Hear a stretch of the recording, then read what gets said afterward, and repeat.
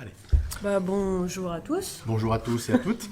On se présente en fait, Allez. donc on est Eric Boglaenko. Chloé Laurent. Voilà, et on travaille tous les deux. En fait, on est sur le pôle développement durable, la direction des espaces verts de la ville de Lyon.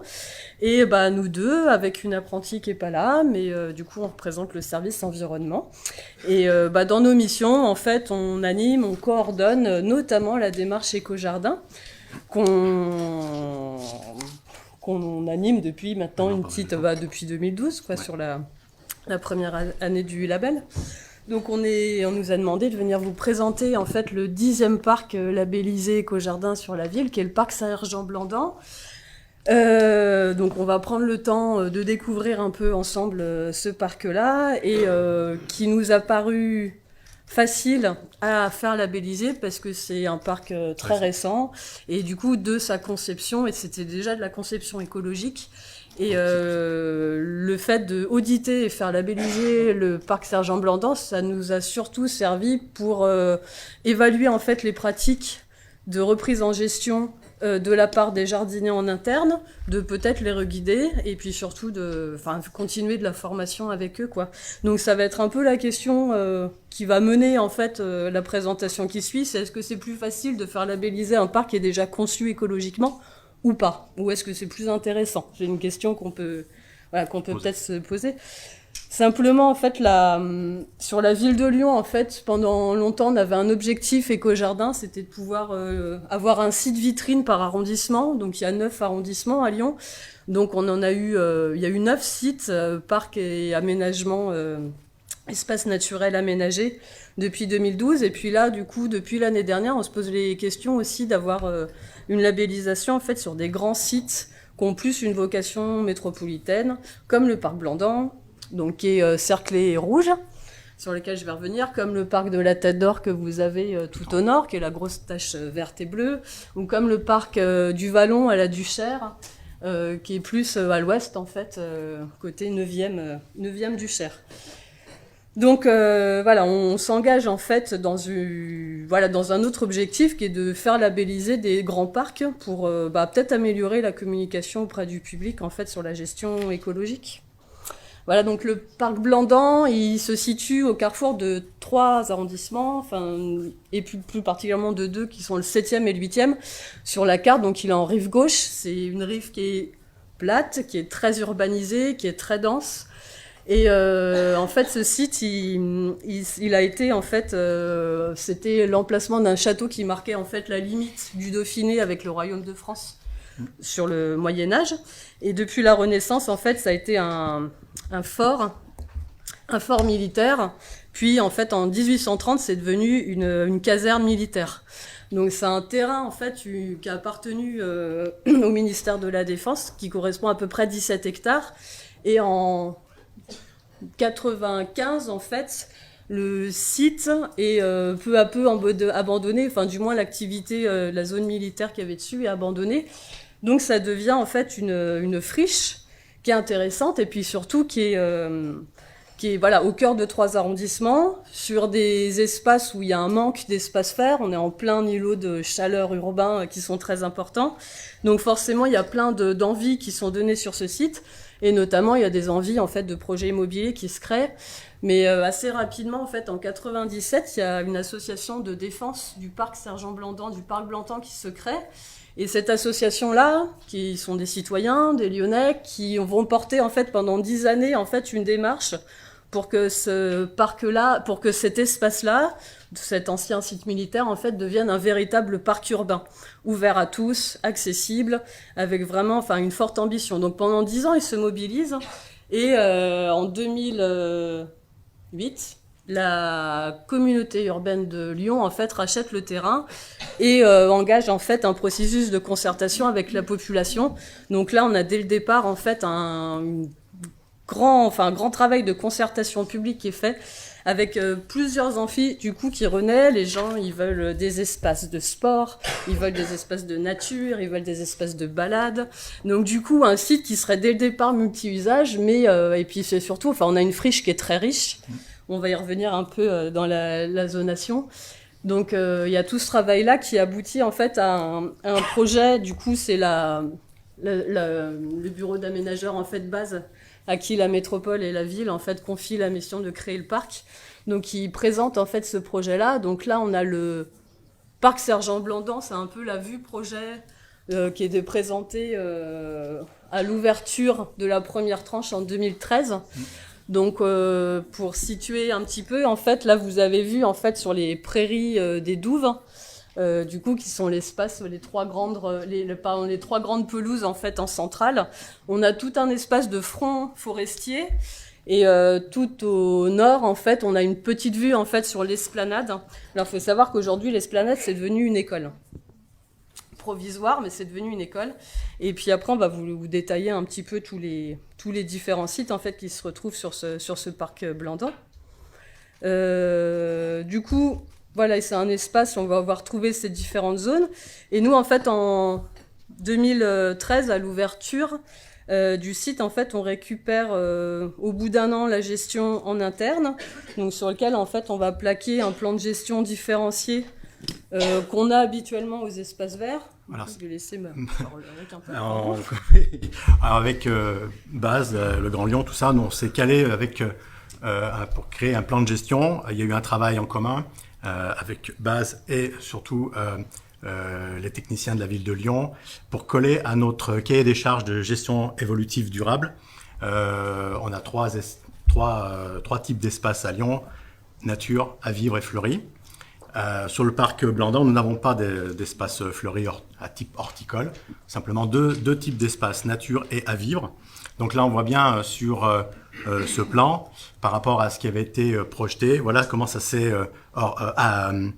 organisé pour faire donc la gestion évolutive durable sur le parc Blandan. On voit très bien les zones en vert, les espaces nature, notamment sur la partie est, le front forestier, les pelouses, les prairies. Alors, on y reviendra un peu après, mais les prairies qui étaient au départ prévues pour des prairies fauchées, refuge à biodiversité, elles ont changé de destination puisqu'elles étaient surfréquentées en raison de la non-ouverture en totalité du site en 2013.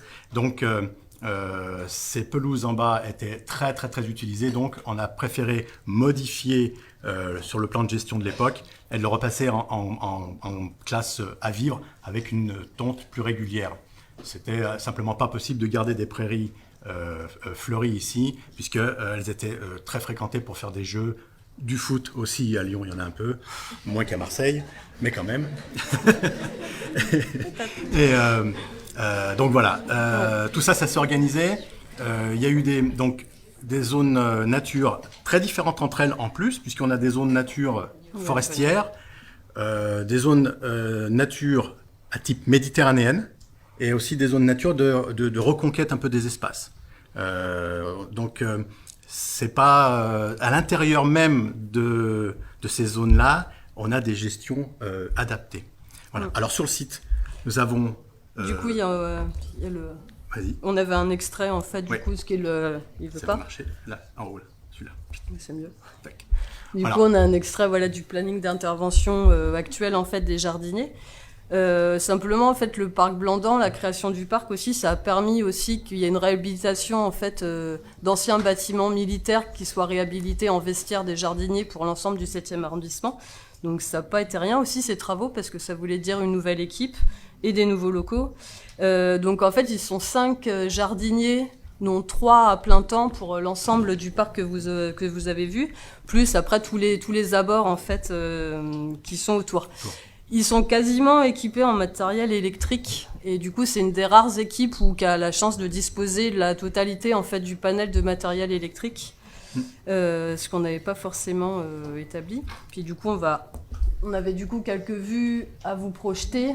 Du coup voilà, du coup dès le départ en fait ce site il a été fait pour une multiplicité des usages. Multi-usages, c'est-à-dire qu'on va trouver des aires de jeu pour enfants, mais aussi des aires de sport, mais aussi culturelles, puisqu'on a des grandes esplanades où il y a des animations et des événements régulièrement, et aussi les espaces nature où la déambulation dans la nature est permise avec du côté du front forestier, mais pas que, des zones vraiment très relaxantes et îlots de fraîcheur également pour l'été. On a subi en 2019 un été particulièrement rude à Lyon, pas que d'ailleurs, mais le fait d'avoir ces zones-là, pour les gens, c'était juste vraiment un îlot de fraîcheur juste essentiel. On peut voir sur la photo ici, la mise en défense par des ganivelles également, hein, pour lutter et aussi contre Homo sapiens, puisque bon, il y a beaucoup de monde. Il faut essayer de freiner un petit peu ces ardeurs, d'aller un peu à gauche et à droite. Hein. Ouais, Voilà. et puis au départ, c'est vrai que les ganivelles, dans le projet de base, en fait, les ganivelles, c'était aussi des zones anti-service espace vert. Ça avait été un peu vu comme ça, en fait, pour nous aussi, en fait, qu'on n'ait pas à intervenir sur ces sites. Et puis on va y revenir du coup, mais si on se sent obligé d'intervenir, puis c'est confirmé en fait par les auditrices Éco-Jardin, donc on essaye de cibler aussi au mieux les interventions des jardiniers. Hein. Du coup voilà, après juste pour passer en revue en fait ce qui est plébiscité aujourd'hui par le public, en fait c'était cette immense aire de jeu en fait qu'on appelle la vague des remparts, qui est une aire de jeu multi-usage. Alors du coup, ça fait des points pour Éco-Jardin parce que c'est dur au beignet, c'est labellisé PEFC, etc. Mais bon, l'intérêt en fait, c'est que ça, voilà, c'est la grande vague des remparts, ça rappelle le passé militaire, etc.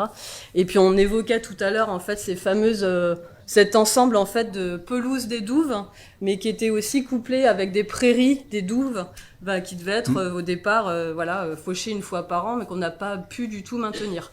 On a bon espoir parce que au-dessus du mur, en fait, au-dessus des douves, en fait, il y a en juin 2019, en fait, on a ouvert la deuxième tranche du parc Blandan, ce qui a permis de faire une circulation complète, déjà avec la photo de la passerelle que vous avez peut-être retenue au démarrage de la présentation. Et puis surtout, ça ouvre en fait des nouvelles pelouses récréatives. Et là, on a bon espoir en 2020 avec les jardiniers de pouvoir reconduire en fait ces pelouses comme, ces pelouses en vraiment prairie de fauche. Donc ça va être peut-être un peu, ça va être l'enjeu en fait pour 2020. Du coup, le parc, il répond vraiment à un besoin, d'espace vert, et du coup, c'est à gérer pour les jardiniers, c'est la surfréquentation et du coup le besoin de ganivelles.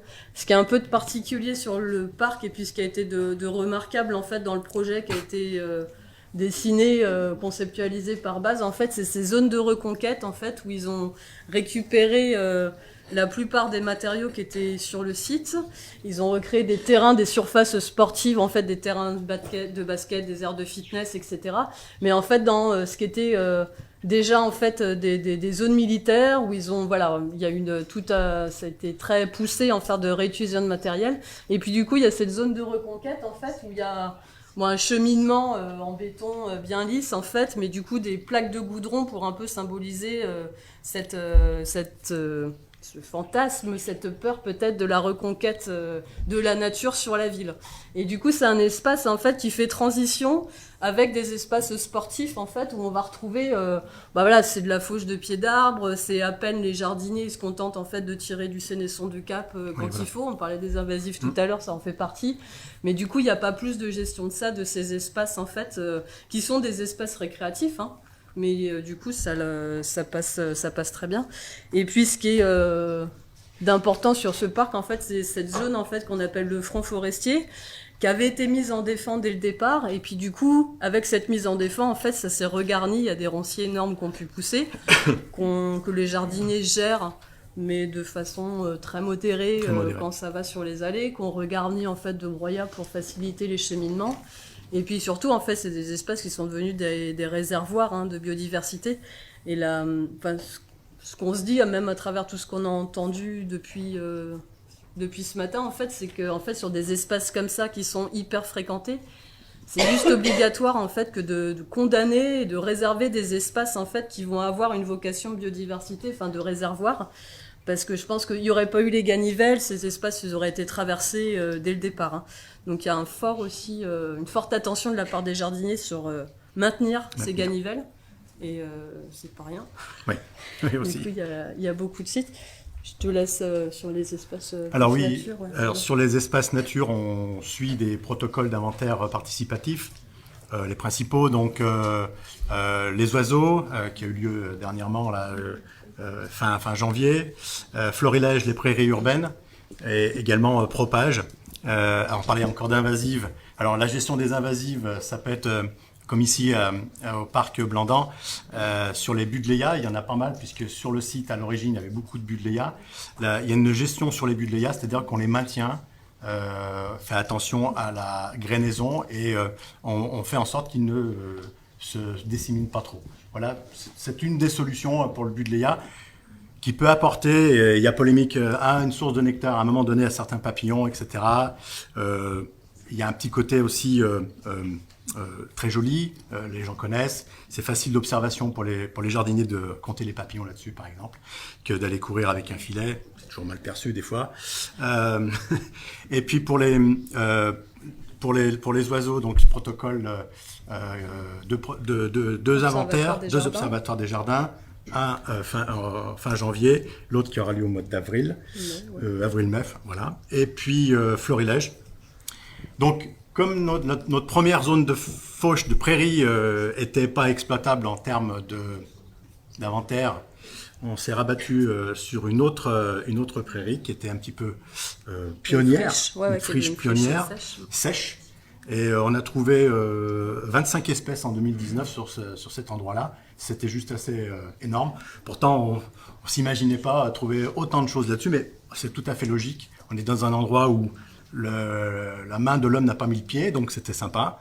Et on a pu voir, je me souviens plus de cette petite saxifrage là, Petrogaria. Petrogaria. Et donc ça faisait partie donc des inventaires qui sont mis en place. En plus de ça, il y a eu d'autres inventaires. Ouais, c'est suivi participatif. Du coup, ils font suite à des inventaires biodiversité sur les oiseaux, sur la flore en fait qui avait été fait au préalable du projet.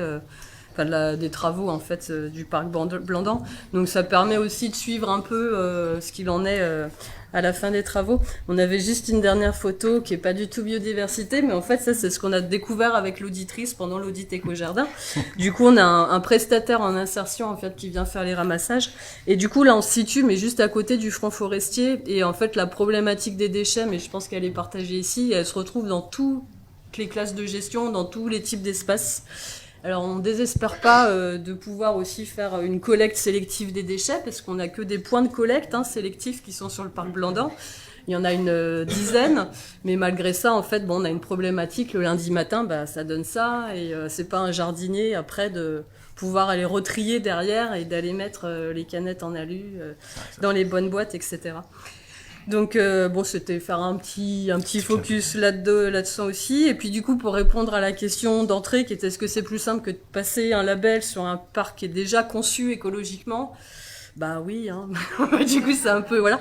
Mais il n'y a pas forcément d'enjeu. Il y a peut-être plus un intérêt pour nous gestionnaires en fait que de faire avec l'historique d'un vieux parc sur lequel il y aurait plein de bordures à béton et du coup il faut que les jardiniers apprennent à faire avec toute la couche d'usage et puis de façon de penser les espaces végétalisés en ville. Du coup, il y a peut-être plus un intérêt. Après, on revient toujours sur un truc, la mise en défend, oui, elle est nécessaire en pleine ville pour vraiment avoir des zones de réservoir, surtout dans des espaces comme ça surfréquentés. Je sais pas, tu avais d'autres... Non, simplement on peut saluer le travail des jardiniers parce que des fois c'est pas simple quand il y a cet aspect-là. Mais aussi pour revenir sur le côté des jardiniers, pour certains ça a été de s'investir dans ces nouveaux parcs labellisés.